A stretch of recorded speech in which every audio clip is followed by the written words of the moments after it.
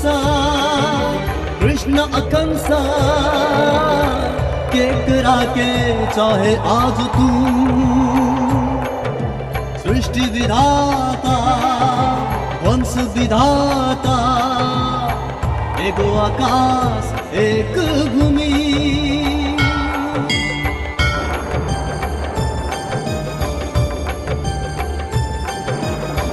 विश्वास में भगवन स्वर्ग से बहुत दूर फिर काहे प्रलय आवे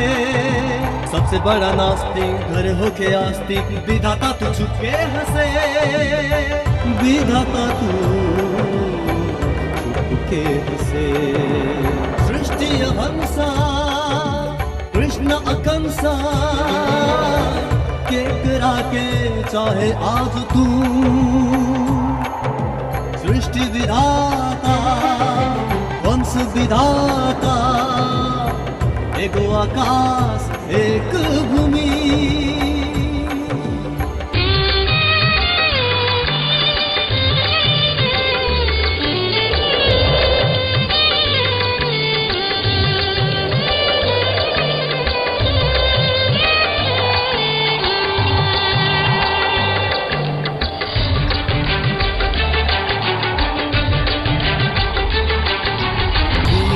अब थमा करी रोक दी तूफान टूट जाए गर्भ के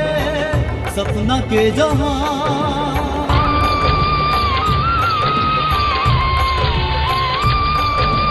विधि अब थमा करी रोक दी तूफान टूट जाए गर्भ के सपना के जहां मानव के शिक्षा दे द भिक्षा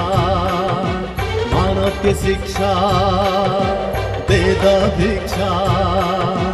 मन में ओकरा भक्ति आए विधाता तू के हंसे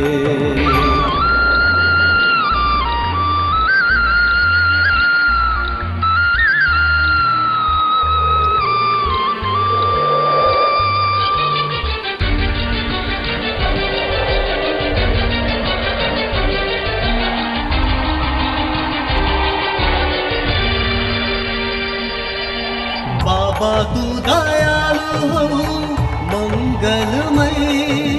तोहरे सेवा में सब पाप भूल जाए